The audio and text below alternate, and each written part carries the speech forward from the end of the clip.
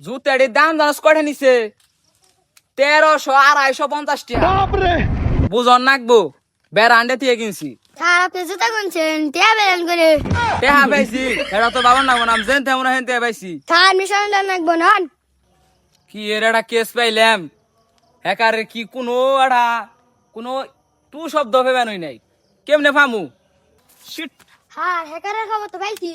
কোনে স্যার এই যে হ্যাকারের বাড়ি।